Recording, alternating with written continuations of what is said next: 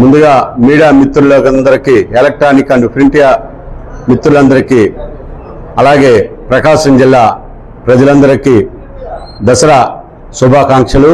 పవన్ కళ్యాణ్ గారి అభిమానులకు, బాలినేని అభిమానులకు దసరా శుభాకాంక్షలు తెలియజేస్తున్నాను. ఆ దుర్గమ్మ తల్లి ప్రకాశం జిల్లా ప్రజలందరినీ మంచిగా చూడాలని కోరుకుంటున్నాను. ఈరోజు పత్రికా సమావేశం ముఖ్య ఉద్దేశం ఏమిటంటే, గత 2 రోజుల నుంచి నా ఆడియో అన్ని సోషల్ మీడియాలో హల్చల్ చేస్తూ ఉంది. ఐనన్ మీడియా సంస్థ వాళ్ళు పనిగట్టుకొని ఒక బీసీ సామాజిక వర్గానికి చెందినటువంటి నేను నా ఎదుగుదలను చూడలేక ఆ సంస్థ, ఆ చెప్పిన విలేకరి ఓసీ సామాజిక వర్గం వాళ్ళు కావాలనే నా మీద వ్యక్తిగతంగా కక్షగట్టి అటువంటి దుర్మార్గమైన కుట్ర పన్నారు. ఆ వీడియోలో మాటలు నావైతే కాదు, అది A1 మోడ్లో పెట్టి వక్రీకరించి చేశారు. ఆర్టిఫిషియల్గా చేసిన మాటలు అవి. కేవలం ఐరన్ మీడియాలో చదివిన జగదీషు నన్ను చాలాసార్లు డబ్బులు డిమాండ్ చేశాడు. మందు తాగాలి పార్టీకి. నేను నాకు హెల్త్ ఇష్యూస్ ఉన్నాయి, నేను తర్వాత చూస్తానని చెప్పాను. కేవలం మందు బాటిల్కి డబ్బులు ఇవ్వలేదని అతను నా మీద ఈ ప్రచారం చేశాడు. అదైతే నా వాయిస్ కాదు, నేను మీ అందరికీ తెలియజేస్తున్నాను. అతను మందు తాగంది మీడియా ముందు మాట్లాడలేడు, 3 పెగ్గులు పరంది మీడియా ముందు మాట్లాడలేని జగదీష్ నా వాయిస్ రికార్డు కావాలనే అదే రోజు బాలినేని శ్రీనివాసరెడ్డి గారు ఒంగోలులో ఉన్న రోజునే కావాలనే రిలీజ్ చేయటం. బాలినేని శ్రీనివాసరెడ్డి గారికి నాకు విభేదాలు సృష్టించాలనే ఉద్దేశంతోనే జగదీష్ అనే వ్యక్తి ఐనన్ మీడియా తరపున మద్యం తాగిన మత్తులో ఎవరో ఇచ్చిన మద్యం బాటిళ్ళకి డబ్బులకి అమ్ముడుపోయి ఈ పని చేశాడని నేను ఆరోపిస్తున్నాను. నేను ఆ రోజు కూడా ఆడియో రిలీజ్ చేసిన రోజు కూడా అదే 5 గంటలకి 4 గంటలకు ఎప్పుడో ఇచ్చారంట. నేను మీ అందరికి కూడా చాలా మంది తెలుసు, బాలినేని నివాసంలోనే ఉన్నాను. ఆ రోజు కూడా ఓజీ సినిమా టికెట్ల విషయంలో బాలినేని శ్రీనివాసరెడ్డి గారు నాకు ఒక బాధ్యత ఇచ్చారు. జనసేన నాయకులకి, పవన్ కళ్యాణ్ అభిమానులకి అందరికి కూడా సినిమా టికెట్లు అందే విధంగా చూడమని నాకు ఆ బాధ్యత అప్పచెప్తే నేను ఆ బాధ్యతలో నిమగ్నమై ఉన్నాను. ఆ టైంలో రికార్డు వచ్చింది. నాకు చాలా మంది ఫోన్లు చేసి చెప్పినా నేను లైట్గా తీసుకున్నాను. అదేవిధంగా పక్క రూమ్లో ఉన్న బాలినేని శ్రీనివాసరెడ్డి గారికి, ప్రణీత్ రెడ్డి గారికి చూపించారు. ఇది నమ్మశక్యంగా ఉంది, ఇది బాలనాగేంద్ర లైట్గా తీసుకోమని చెప్పారు. నేను కూడా చాలా సంతోషపడ్డాను. ఆ రోజు సాయంత్రం 10 గంటల దాకా కూడా నేను వారితో, బాలినేని కుటుంబంతో గడిపాను. అది వారికి తెలుసో తెలియదో కానీ నేనైతే ఈ రోజు కూడా బాలినేనితో కానీ వారి కుటుంబంతో కానీ సన్నిహితంగానే ఉంటున్నాను. ఆ రోజున నేను తెల్లారి మరుసటి రోజున ఐనన్ యాజమాన్యం డాక్టర్ సీతారామయ్యకి తెలియపరచడం జరిగింది. నేను మాట్లాడి మందలిస్తాను బాలనాగేంద్ర అన్నాడు డాక్టర్ సీతారామయ్య. మాట్లాడిన తర్వాత మళ్ళీ ఇంకొకటి రిలీజ్ చేశాడు. సాయంత్రం 7 గంటలకి చేశాడు. మళ్ళీ డాక్టర్ గారికి చెప్పా, వాడు నా మాట వింటలేదు నాగేంద్ర, వాడు నన్నే బ్లాక్మెయిల్ చేసే పరిస్థితిలోకి వచ్చాడు అన్నాడు. నిన్నేం బ్లాక్మెయిల్ చేస్తాడు డాక్టర్ గారు అని అడిగా. నా వార్త ఇని మీ హాస్పిటల్ ఎంత హాస్పిటల్ పబ్లిసిటీ వస్తుంది, నా వార్త నా వాయిస్ వల్ల ఐనన్ వచ్చే వార్తల వల్ల నీ హాస్పిటల్ ఎంత పబ్లిసిటీ జరుగుతుంది, నువ్వు నన్ను మందలిస్తావేంది బాలనాగేంద్ర విషయంలో అన్నాడు. డాక్టర్నే బ్లాక్మెయిల్ చేసే పరిస్థితిలోకి జగదీష్ వచ్చాడు. ఎండి అతను వాళ్ళ భార్య పేరు మీద ఉంది, భార్య అయినా భర్త అయినా వాళ్ళిద్దరూ ఒకటే. డాక్టర్ గారిని బ్యాంకీలో నీ మీద కుంభకోణాలు జరగట్లేదా, జాయింట్ కలెక్టర్ దగ్గర నీ ఎన్నిలు అని ఆయన బెదిరిస్తున్నాడు. అలాగే ఒంగోలులో ఉన్న కేబుల్ అన్నిటినీ నీ గుప్పిట్లో పెట్టుకొని నువ్వు మాఫియా నడపలేదా, నేనేమని ఇది ఎప్పుడైనా చదివానా, నిన్ను ఎప్పుడైనా డిస్కషన్ చేశానా అని అడిగాడంట. అలాగే హాస్పిటల్లో పేదలు లేదు పెద్దోళ్ళు లేదు, నీ ఇష్టారాజ్యంగా బిల్లులు వేసి పంపిస్తున్నావు, ఏమన్నా నేను అడిగానా అని మద్యం కళ్ళు తాగిన కోతి రూపంలో మద్యం మత్తులో మాట్లాడుతూ ఉన్నాడు. నాకు కూడా వార్నింగులు పంపించాడు. మన ఈ మధ్య 2-3 రౌడీలతో వార్నింగులు పంపించాడు. బాలనాగేంద్ర సీతారామయ్య ద్వారా నాకు మందలిస్తున్నాడు, తీసేయమంటున్నాడు అని నాకు వార్నింగులు ఇప్పించాడు. నేను ఇవాళ ప్రెస్ మీట్ పెట్టడానికి కారణం కూడా అదే. 2 రోజులు బట్టా నాకు రౌడీ మూకలతో వార్నింగులు ఇప్పిస్తున్నాడు. నాకు జగదీష్ అనే వ్యక్తితో ప్రాణహాని ఉంది, అతను మద్యం మత్తులో ఏం చేస్తాడో అని మీ ద్వారా తెలియజేస్తున్నా.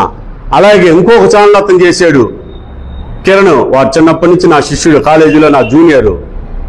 అతని సమస్యలు అతను ఉన్నాయి. ఎప్పుడు ఏ నాయకుడు ఉంటే ఆ నాయకుడి దగ్గర భజన చేస్తా తిరుగుతుంటాడు.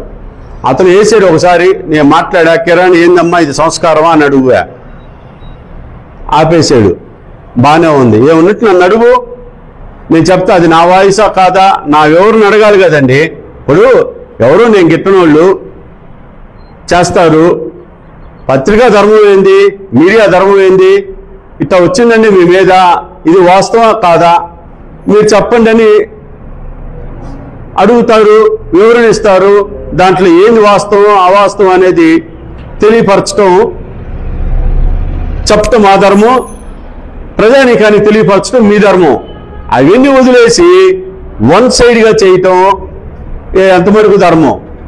కిరణ్ కూడా బాధితుడే, దేంట్లో కేబుల్ మాఫియాలో కిరణ్ కూడా ఒక బాధితుడే. కిరణ్ కూడా మర్చిపోయి మమ్మల్ని కూడా బదనామం చేస్తూ ఉంటే ఎట్టా? మీడియాలో అందరూ మనుషులే, ఫస్ట్ ఆఫ్ ఆల్ అందరూ మనుషులే. బతకటానికి లేదంటే ఎవరిష్టానుసారం ఎవరి ఆలోచన ప్రకారం తలా ఒక అవతారం ఎత్తాం. కొంతమంది ఉద్యోగాలు చేస్తారు చదువుకున్న తర్వాత, కొంతమంది రాజకీయాలు చేస్తారు, కొంతమంది ప్రొఫెషన్ ఎత్తుకుంటారు, కొంతమంది మీడియా ఎత్తుకుంటారు. ఈ రకరకాలుగా సమాజంలో బతుకుతారు. అంతేగాని ఒకరిని బ్లాక్మెయిల్ చేసి ఇట్లా బతకాలనుకోవటం అది మంచి పద్ధతి కాదు. దాన్ని నేను తీవ్రంగా ఖండిస్తున్నాను. బాలినేని శ్రీనివాసరెడ్డి గారికి నాకు గ్యాప్ తేవాలి. పవన్ కళ్యాణ్ గారు మొదటి వారంలో వస్తున్నారని బాలినేని శ్రీనివాసరెడ్డి గారు చెప్పారు. దానిలో భాగంగా బాలినేని శ్రీనివాసరెడ్డి గారు నాకు కొన్ని బాధ్యతలు చెప్పారు. జిల్లాలో అందరిని కోఆర్డినేట్ చేసి పవన్ కళ్యాణ్ ప్రోగ్రాన్ని మనము హైలైట్ చేయాలి అనే బాధ్యతలు చెప్పారు. అది తెలుసుకున్న ఈ పెద్ద మనిషి జగదీషు నన్ను ఎట్టా దూరం చేయాలి అనే ఉద్దేశంతో ఈ వార్త వదిలేడు. సాయంత్రానికి పవన్ కళ్యాణ్ ప్రోగ్రాంని ఏ విధంగా డిస్టర్బెన్స్ చేయాలి, జనసేనలో ఏ విధంగా పెట్టాలి తగాదలు అని. నాతో ఆ వాయిస్లో ఉన్న రెండో వ్యక్తి చిట్టిం ప్రసాద్ నేను చిన్ననాటి స్నేహితులము. అతను ఇప్పుడు ఏఎంసీ వైస్ చైర్మన్గా నియమితులయ్యారు. అతనే నన్ను జనసేన పార్టీలో తీసుకొని వెళ్ళారు, రియాజ్ దగ్గరికి తీసుకొని వెళ్ళారు. వెంటనే వాళ్ళిద్దరు కలిసి బాగా యాక్టివ్గా పనిచేస్తాడని జనసేన పార్టీ జిల్లా ప్రచార కమిటీ కోఆర్డినేటర్గా రియాజు ఆ రోజు అపాయింట్ చేయించారు. నేను పనిచేశా, కూటమికి అనుకూలంగానే పనిచేశా. తర్వాత ఎలక్షన్ అయిన తర్వాత పరిణామాల్లో నాగబాబు గారు బాలినేని శ్రీనివాసరెడ్డి గారు వస్తున్నారు, బాలినేని శ్రీనివాసరెడ్డి గారితో నువ్వు ఫాలో అవ్వు, మన జిల్లా ప్రకాశం జిల్లా బలోపేతం అవుద్ది బాలినేని శ్రీనివాసరెడ్డి గారి ద్వారా, నువ్వు కూడా బాలినేనితో కలిసి పనిచేయి అని చెప్పారు. నేను ఆ క్రమంలో బాలినేనితో ప్రకాశం జిల్లాలో అందరికన్నా ముందుగా బాలినేని శ్రీనివాసరెడ్డి గారితో మాట్లాడుతూ స్వాగతించటం, వారి చేరే రోజు నుంచి సంబరాలైతేమి, ఆయన మీద ఎవరేం మాట్లాడినా కూడా నేను భుజాన్ని వేసుకొని కన్ను రెప్ప వాళ్ళనికుండా నేను మాట్లాడుతూ ఉన్నాను. ఇవన్నీ కడుపులో ఉంచుకొని నేను బాలినేని శ్రీనివాసరెడ్డికి ఎక్కడ దగ్గర అవుతానని బీసీ సామాజిక వర్గానికి చెందిన అందుట్లో యాదవులకు సామాజిక ప్రకాశం జిల్లాలో యాదవులు ఎక్కువ, యాదవులు రాజకీయంగా ముందుకు పోకూడదన్న ఉద్దేశంతో జనసేన పార్టీలో అతను కొంతమంది దగ్గర లోపాయికార ఒప్పందం చేసుకొని ఈ పనులు చేశాడు. ఇది పూర్తిగా ఖండిస్తున్నాను. నేను గతంలో 7-8 నాడు నాకు హెల్త్ ఇష్యూస్ వచ్చినాయి, అది మీ అందరికి కూడా తెలుసు. హెల్త్ ఇష్యూస్ వచ్చినప్పుడు ఒక వారం రోజులు నేను వెళ్ళనప్పుడు 2 ప్రెస్ మీట్లు జరిగినాయి, మీ అందరికి కూడా తెలుసు. ఆ 2 ప్రెస్ మీట్లకి నేను పోనప్పుడు మీ మీడియా మిత్రులు కూడా అడిగారు నాకు హెల్త్ ఇష్యూస్ ఉన్నాయి అన్న. ఆ తర్వాత హెల్త్ ఇష్యూస్ వల్ల నేను పోనప్పుడు కొంతమంది వ్యక్తులు బాలినేని ప్రణీత్ రెడ్డి దగ్గర చేరి నా మీద చాడీలు చెప్పటం, వాళ్ళు ఇన్వాల్వ్ అవటం జరిగింది. తర్వాత నా మిత్రులు ఒంగోలు ఎంపీపీ, ప్రస్తుత ఒంగోలు ఎంపీ పైన మల్లికార్జున రెడ్డి గారు, కరవాది సొసైటీ ప్రెసిడెంట్ వాకా కృష్ణారెడ్డి గారు, బదులూరుపాలెం నాయకులు సోము గారు, వీళ్ళ ముగ్గురు నన్ను బాలినేని శ్రీనివాసరెడ్డి గారి దగ్గర తీసుకొని పోయి మాట్లాడించడం జరిగింది. బాలా నువ్వెందుకు దూరంగా ఉంటున్నావు, నువ్వెందుకు కలిగావు మా మీద అన్నాడు. అనా ప్రెస్ మీట్లు మొదటి నుంచి నీ విషయాలు నేనే కదా అన్ని చూస్తుంది, ఈ 2 ప్రెస్ మీట్లు నాకెందుకు చెప్పలేదు, నేను అక్కడ బాధపడ్డానన్నా, అంతకుమించి ఏమీ లేదు నీ మధ్య నా మధ్య అన్న. ఆయన వెంటనే వాళ్ళ ఆఫీస్ స్టాఫ్కి ఫోన్ చేసి జరిగినవన్నీ తెలుసుకున్న తర్వాత ఆఫీస్ స్టాఫ్ కొంతమంది వ్యక్తులు చెప్పారు సార్, అందుకని మేము వాళ్ళని బాలాకి చెప్పని మాట వాస్తవం సార్ అని చెప్పారు. అప్పుడు వాళ్ళని బాలినేని శ్రీనివాసరెడ్డి గారు గట్టిగా మందలిచ్చారు. నా ముందే గట్టిగా మందలిచ్చిన తర్వాత నేను అక్కడితో ఆ విషయం సంతోషపడి అక్కడితో నేను మర్చిపోయి అక్కడి నుంచి కూడా నేను బాలినేని శ్రీనివాసరెడ్డి గారితో ఆ రోజు నుంచి ఈ రోజు దాకా కూడా ఆయన చెప్పే విషయాల్లో అడుగులో అడుగునై ఈ రోజు కూడా ఆయనతో మనస్సు విప్పి మాట్లాడుతూ ఉన్నాను. మీరందరూ కూడా తెలుసుకోవాలి, బాలినేని శ్రీనివాసరెడ్డి గారికి నాకు వివాదాలు పెట్టాలని, వారి కుటుంబానికి నన్ను ఎడం చేయాలనుకోవటం వీరి అవివేకం. ఇతనికి ఎందుకు, ఇతను ఉద్యోగం ఇతను చేసుకోవాలి. అయినను జగదీష్ మీ ద్వారా తెలియజేస్తా ఉన్నాను.